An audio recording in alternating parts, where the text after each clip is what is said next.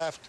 I knew something was wrong, so I jumped and ran, trying to get up on the back of the presidential vehicle to form a shield or barrier behind President and Mrs. Kennedy to prevent anything further from happening. And then when you saw the president's face, what did you see? Well, just before I got to the car, there was a third shot that rang out, hit the president in the head.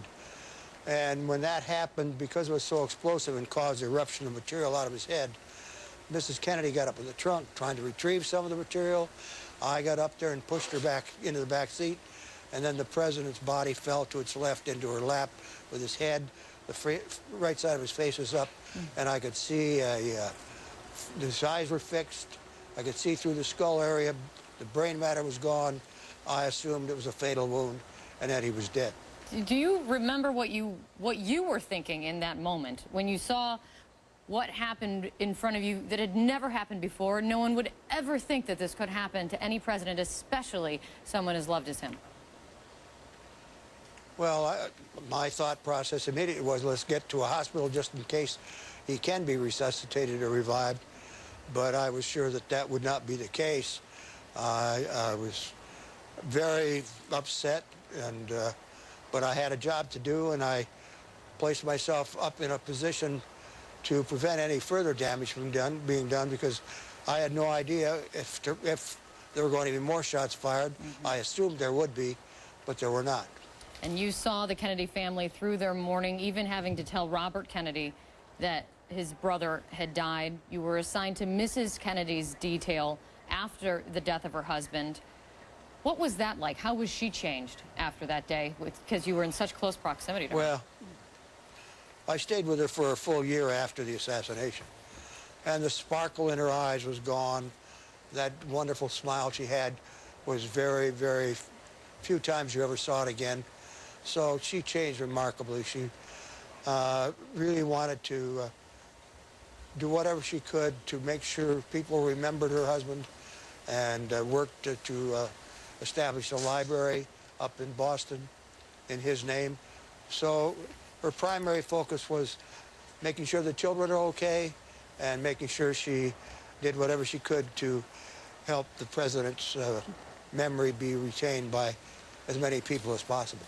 And you did the very same. Clint Hill, thank you for your service, and thank you for your time this morning. A former Secret Service agent, also the author of 5 Days in November on this 50th anniversary. Thank you so much. Thank you. It's been a pleasure to be here. Thank you very much. Coming up next on New Day, a wreath-laying ceremony is about to begin at Arlington National Cemetery to honor President Kennedy. We're going to take you to it live right after the break.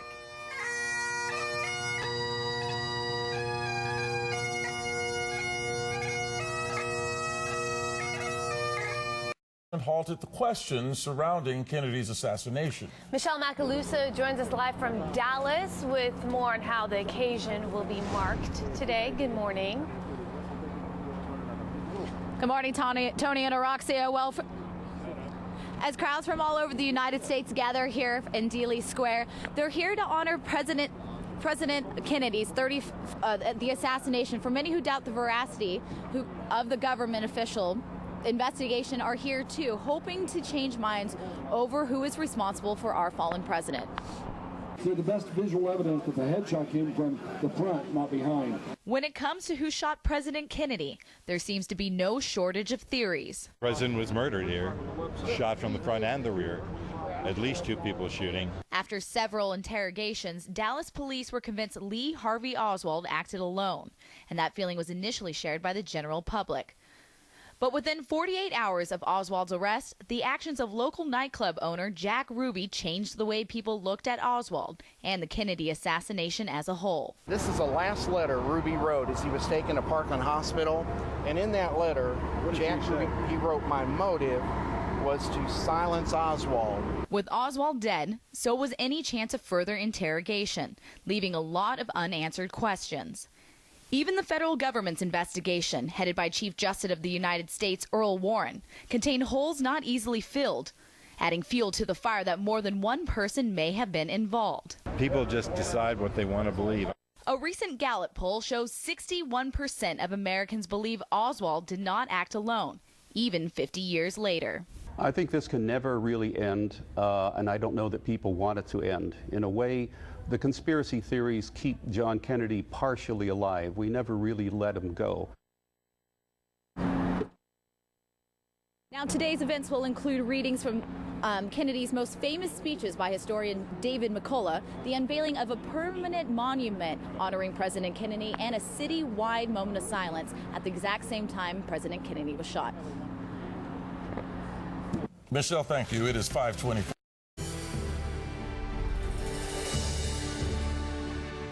It shook the nation to its core, and now 50 years later, to the day, Americans are gathering down in Dallas, Texas, to remember the day that President John F. Kennedy was assassinated. All right, Peter Johnson Jr. now joins us live from Dallas. Peter, what's around you today? Good morning, Brian. You know, 6 seconds and 3 shots later, 50 years ago today, America's heart was broken. Dealey Plaza behind me became the most investigated public square in our history and the site of our national horror. Today it becomes a site of solemn remembrance. Ghoulish, painted white X's that once marked the murder location have now been taken away by the city of Dallas, as if to forever exorcise the undeserved stain of guilt. And so it should be. JFK, the hero of PT 109, the profiler of courage, humiliated at the Bay of Pigs and then staring Russian nukes down in Cuba, the doting father, the complex and unfaithful husband waved to the crowds one last time. The magnetic hope, the handsome youth. He promised with each broad smile on Elm Street that day a new American future, larger than party, politician, or platform. Seemingly the dream died hard here as Oswald's mail-order rifle shocked the happy den of families who came to see the president. As the motorcade sped to Parkland Hospital, America wept, and the world seemed to stop. In the Solomon Islands, a native who had helped rescue Lieutenant Kennedy in the war stared at Kennedy's photo and cried. Theatergoers in England rose to sing the Star-Spangled Banner. And one study showed that 1/2 of all Americans cried bitterly as if a loved one had been taken from their own family. Time has proven that John Kennedy, the great-grandson of an Irish Catholic immigrant, was a man with faults, who won a close and even disputable election. But his impact on America is indisputable. Leaders who die young are often assigned the role of inspirer, and he was inspirer-in-chief. We are proud to live his tenets of American exceptionalism, as if the founders spoke them. That as Americans, we should ask not, that it is our duty to pay any price and to bear any burden. That is our birthright, to change the world. And his death did. 40,000 books written about him, maybe as many institutions named after him. In spite of the tragedy that unfolded here 50 years ago in Dallas, we remember more the winning confidence of our tragic hero, John F. Kennedy, who even in his rendezvous with death will always inspire all Americans to understand that the best days of America are really still ahead of us. Brian, Steve, Elizabeth. Peter Johnson, live in Dallas. Dealey Plaza in downtown Dallas. Peter, great observations. You and I were alive 50 years ago today. And that's how I remember it. The way you suggested that half the people in the country cried as if a member of their own family had been murdered. You were absolutely right. I remember seeing it in my own family, and you probably did too, and we commemorate it on this wintry day, rainy day in Dallas. All right. Thanks, Peter. Thank you, Peter. Thank you very much for making the trip out there for Fox and Friends.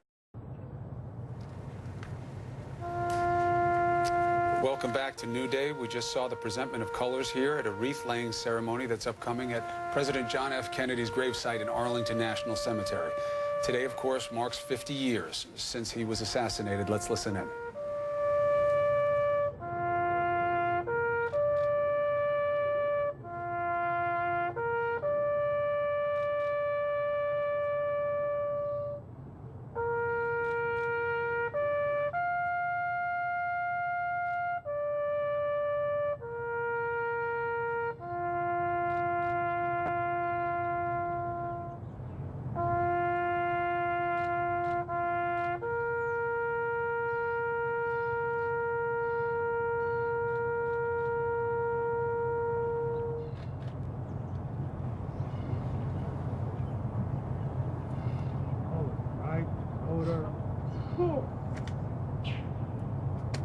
the wreath-laying ceremony at the gravesite of President John F. Kennedy. We just heard them play taps after the presentment of colors. Jean Kennedy Smith, the president's sister, is there, and the ceremony is moving along, and we'll let you watch it. Philip Sheenan is with us once again, an expert on the Kennedy family as well as the assassination that we are marking today, the 50th anniversary of the assassination of President Kennedy. When you see that eternal flame and you see these somber moments that 50 years later, the country comes together to honor the president. And we talked to Ed Lavendera earlier, and he said he was even surprised to see thousands of people still flocking to Dallas to mark this moment. What do you think that signifies? What does today mean for the country? Really, I'm struck by how unique this is to John Kennedy. There's no other president in our lifetimes that's had this sort of effect on us and is still having this effect on us. You know, there's no other president we stop and mourn as we do John Kennedy. And I think you probably have to look back to Franklin Roosevelt or Abraham Lincoln for that same sort of public emotion about a national leader. Some symbolism and significance during the ceremony. Jean Kennedy Smith laying the wreath because? Well, obviously one of the last of the survivors of that generation of the Kennedy family. You know, she is the last who really carries the flame, literally, here. And he is one of only 2 presidents to be buried at Arlington National Cemetery. When I was reading back on this, and when Jackie Kennedy was asked kind of her wishes for his funeral, for his burial, she said that her wishes were simply stated as he belongs to the people. Indeed, there was a debate about where he should be buried. Should he be buried in his home city of Boston, or should he be buried in Arlington? And the decision was made that it would be a national, since he was such a national figure, it had to be Arlington.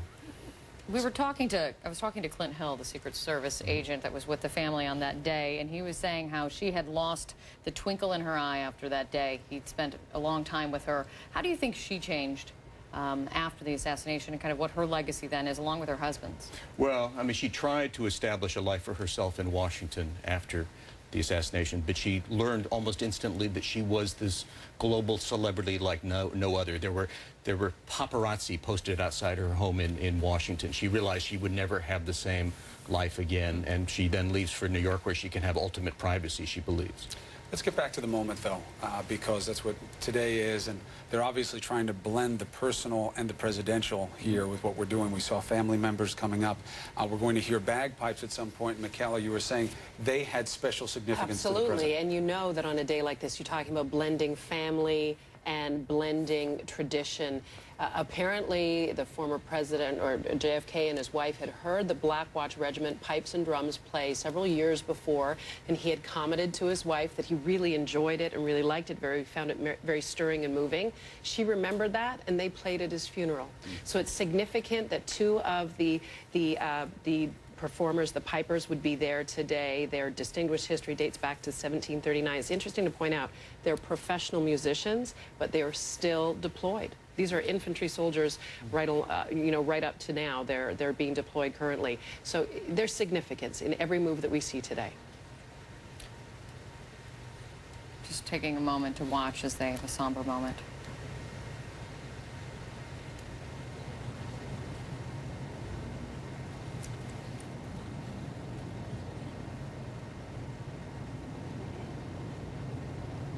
We'll bring you back to the ceremony in a moment. Stay with us. Many people walking by and just taking a moment to see things. I see that child there, and I think back to JFK Jr. and that emotional sight there. A wreath-laying ceremony is taking place here on this occasion. And in Dallas, Texas, preparations are underway for a major afternoon ceremony. That is going to be at Dealey Plaza in Texas, where the president was shot twice. His wife, Jackie, was next to him while riding in a motorcade. The anniversary of President Kennedy's death is also being marked here in Los Angeles. A highly visible tribute to the late president will be seen all day at the LA Coliseum. Eyewitness News reporter John Gregory is live in Exposition Park to give us a look and show us some of President Kennedy's connections to Southern California. John. And there were some very strong connections, Leslie. You can see behind me the torch here at the LA Coliseum burning bright this morning in tribute to John F. Kennedy, and also a way to remember the terrible events that occurred 50 years ago. The torch was lit very early this morning. At 12:01 this morning, they lit the Olympic torch. It is going to be burning throughout the day. This was all spearheaded by Congresswoman Janice Hahn. She got in touch with City Councilman Tom LaBonge, and he worked with USC officials to make this tribute happen. And it is a very fitting tribute because John F. Kennedy did have strong ties to Los Angeles. The Democratic National Convention was held here in Los Angeles. This is where he was nominated by the Democratic Party. And the torch was burning the day 50 years ago as well when he was assassinated. John F. Kennedy, of course, also had some very strong ties to Hollywood. And like everyone else, they were devastated by the news of his assassination. I'm stunned as everyone else has been. We don't want to believe this has happened. I think that what I feel about the death of Kennedy is as old as he is. I think it's, well, the tragedy that I feel is like everybody else. Now, we have some amazing archival footage from 50 years ago you can take a look at, including this video from Pat Kennedy's compound in Santa Monica. John F. Kennedy's sister was living here in Los Angeles. She was married to Peter Lautner, the Hollywood star. And on that day, a lot of folks came and paid their respects, among them Judy Garland. So some fascinating footage in our archives, and there's a lot more of it you can take a look at. Go to our website, abc7.com. If you're a history buff, it's great to take a look at these old images, and you can see how the city of Los Angeles and how Hollywood was impacted on that terrible day 50 years ago. Again, the torch here at the LA Coliseum will be burning throughout the day to remember John F. Kennedy and the assassination of our president 50 years ago. We're live in Exposition Park. John Gregory, ABC 7 Eyewitness News. All right, John, thanks very much for that. Stay with ABC 7 for continuing coverage on the 50th anniversary of the assassination of President John F. Kennedy. We will take you live to Dallas in our 6 a.m. hour.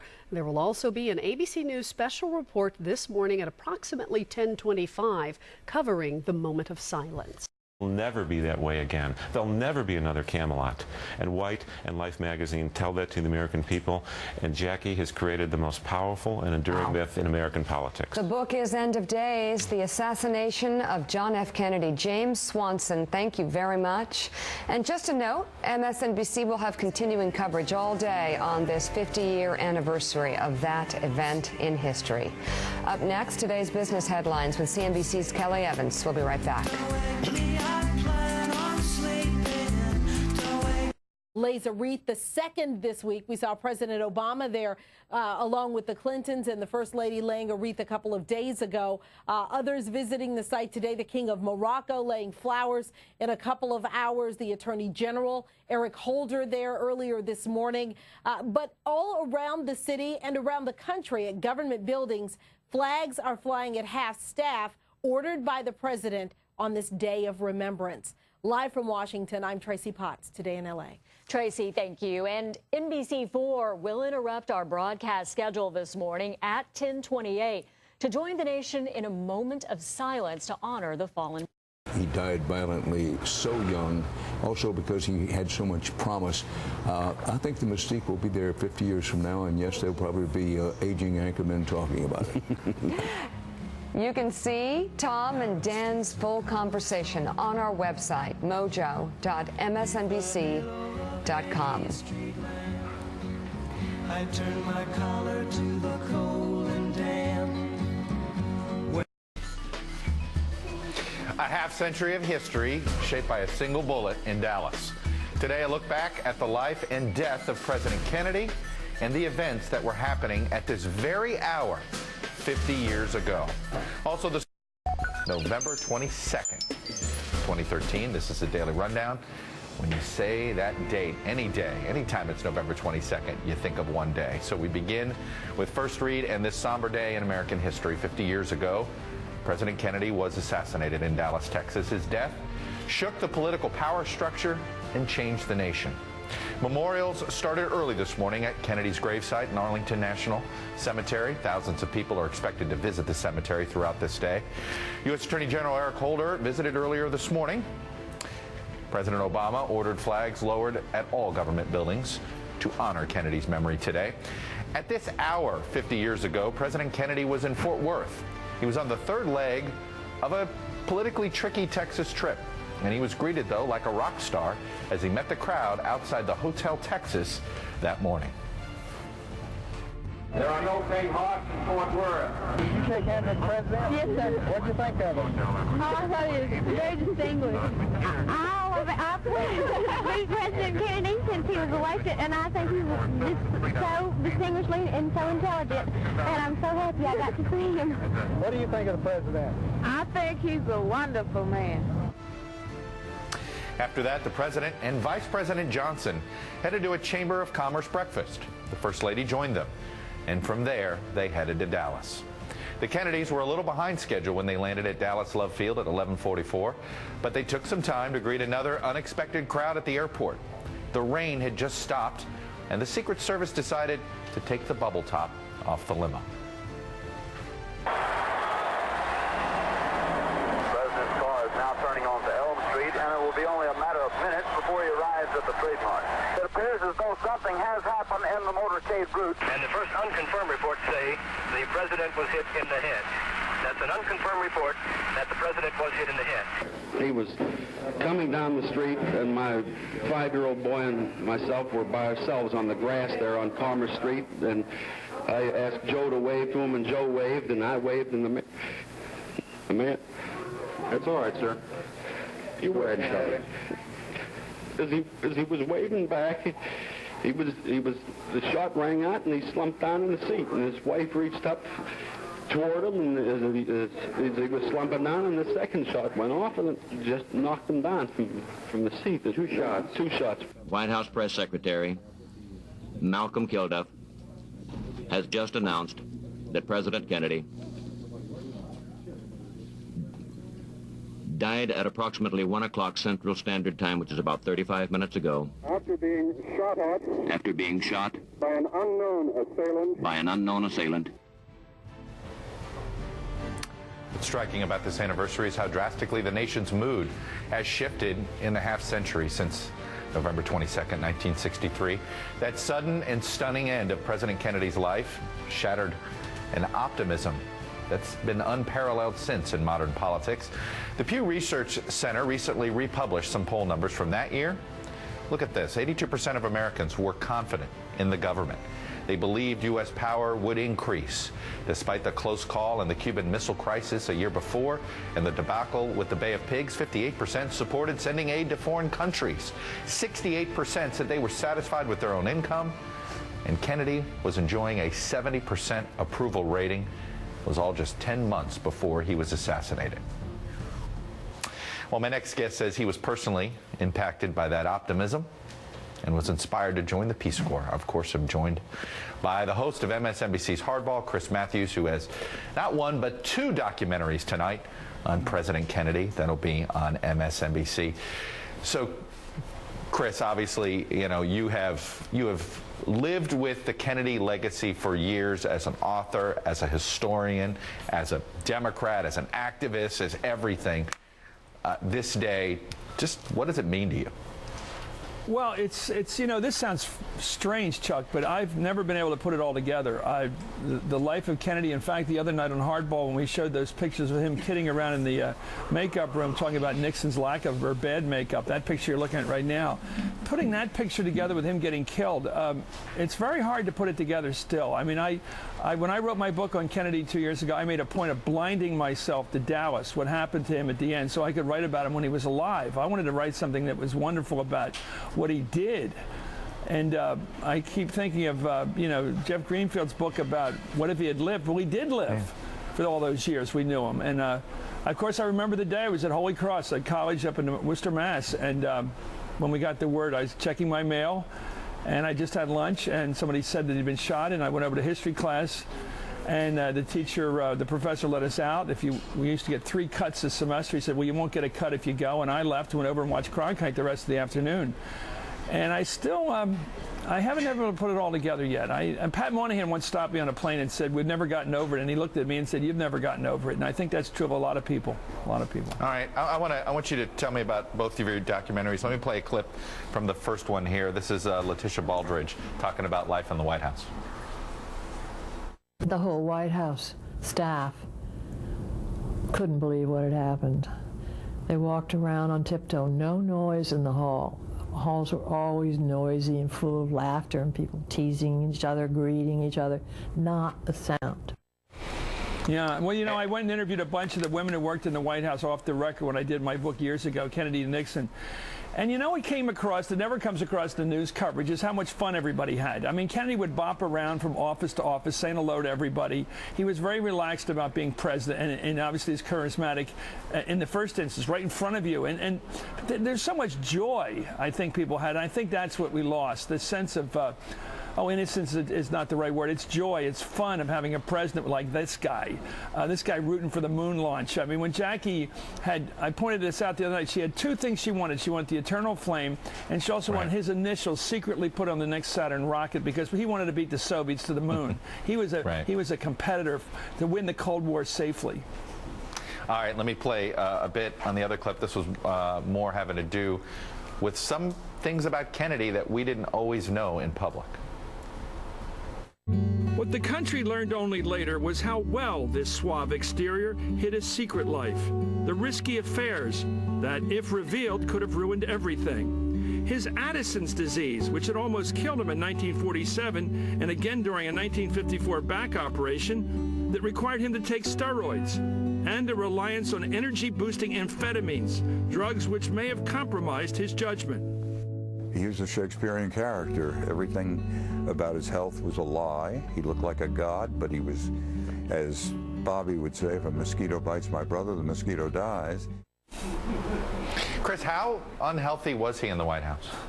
You know, you can see things. You know, people will cover up. I talked to his naval attaché, and he said he never used crutches. Well, of course, we've seen him in crutches. We've seen him with the cherry picker, the forklift, putting him up on Air Force One. There's footage of that. He couldn't even walk.